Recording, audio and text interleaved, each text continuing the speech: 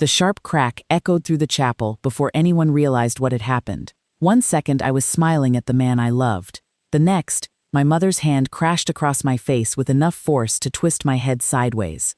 Pain exploded through my jaw. I tasted blood. Warm crimson drops rolled from the corner of my mouth, splashing across the front of my ivory wedding gown. The entire church froze. The violinist stopped playing mid-note. Someone gasped. A child began crying somewhere near the back. My mother stood over me, breathing hard, her finger pointed inches from my face. "You've embarrassed this family for the last time," she screamed. "I told you this wedding wasn't happening." She looked around as if expecting applause.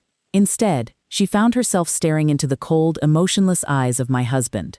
Ethan didn't raise his voice. He didn't rush toward her. He simply stepped between us, with the calm confidence that had carried him through countless military missions. He looked directly at my mother. "You've just assaulted a commissioned officer." His voice was perfectly steady. "Turn and face the wall." The words sounded almost unreal. My mother's expression shifted from rage to confusion, then to fear. She laughed nervously. "Oh, don't be ridiculous." Nobody laughed with her. 2 military police officers, who had quietly attended our ceremony because several of Ethan's fellow officers were present, immediately stepped forward. The chapel became so silent I could hear my own heartbeat. For the first time in my life, my mother looked powerless. She had absolutely no idea what was coming. But that's not where this story began. 3 months earlier, I had spent my entire life believing my mother's love was conditional. If I obeyed her, she tolerated me. If I disagreed, she punished me. She controlled everything. My clothes, my friendships, my career, even my finances. Whenever someone complimented me, she found a way to tear me down. "If you weren't so stubborn, you've never been pretty enough to be difficult. You should be grateful anyone wants you." Those words became background noise throughout my childhood. Friends noticed, teachers noticed, even strangers occasionally noticed. But my mother always smiled sweetly in public. She had perfected the role of the caring parent. Behind closed doors, she became someone else entirely. By the time I met Ethan, I had learned one survival skill above all others: stay calm, never react. People like my mother fed on emotional chaos. I refused to give it to her. That was my first victory. Ethan saw through her almost immediately. After our 3rd date, he asked quietly, "Has she always spoken to you that way?" I smiled. Since I was old enough to understand words. He nodded once. I figured. He never tried to rescue me. He simply reminded me every day that respect wasn't something I had to earn. It should have been freely given. That changed everything. When Ethan proposed, I cried harder than I ever had in my life. Not because of the ring, because someone had chosen me without conditions. When my mother heard the news, she smiled. Too quickly, too perfectly. "I suppose he'll come to his senses eventually. Remember that detail. It matters later." The weeks that followed became a nightmare. She called vendors pretending to be me. She canceled appointments. She spread rumors that Ethan only wanted military housing benefits. She even contacted members of his family, claiming I suffered from emotional instability. Fortunately, she underestimated 2 things. First, Ethan documented everything. Second, his career required meticulous records. Every voicemail, every text message, every fake cancellation, every threatening email. Everything was preserved. Nobody knew why he insisted on keeping copies, not even me. But the worst part was still ahead. One afternoon, my mother invited me to lunch. "I've accepted your marriage," she said sweetly. For the first hour, she acted like the mother I'd always wanted. Then she leaned closer. "If you marry him, don't expect to inherit a single dollar." I smiled politely. I wasn't expecting anything. That answer infuriated her. She wanted leverage. She wanted fear. Instead, she found peace.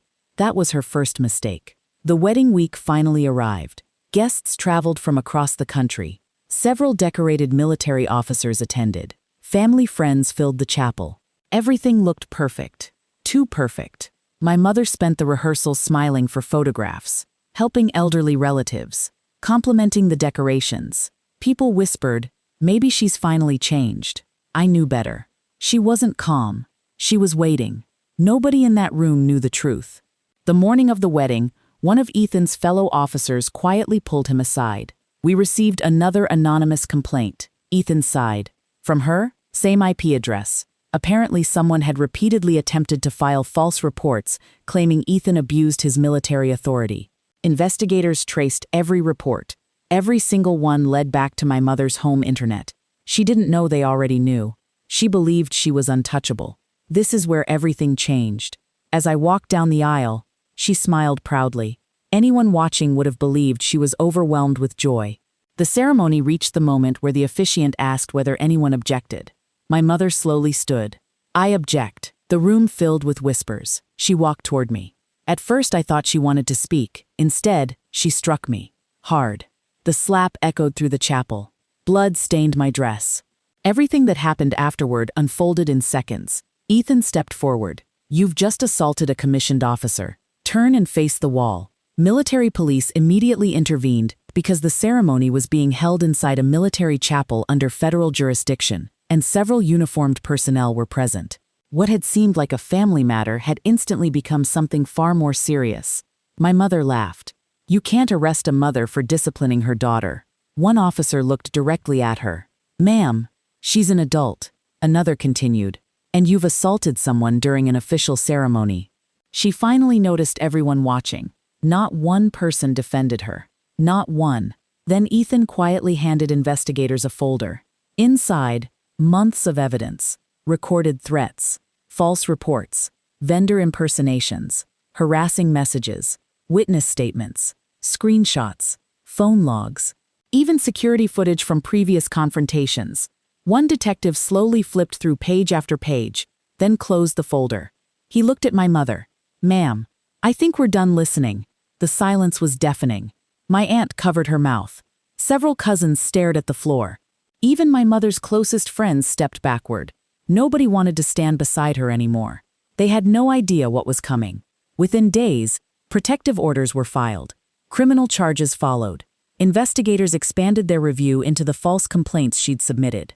The financial costs mounted quickly. Lawyers, court fees, civil liability. She lost more than money. She lost credibility. Friends stopped answering. Neighbors whispered. Relatives who had believed her stories finally saw the evidence for themselves. One consequence triggered another, exactly as truth often does. Months later, the court ordered her to complete counseling and imposed penalties related to her harassment and assault. She also faced civil consequences for the damage she'd caused. As for Ethan, he never celebrated. He simply held my hand outside the courthouse. You okay? He asked.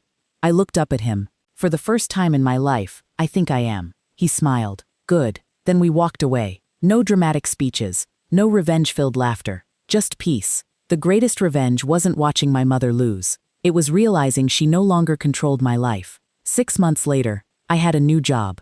A peaceful home. Real friendships. Real confidence. The wedding photographs still showed the tiny bloodstain on my dress. People asked why I never edited it out. Because that stain reminded me of something important.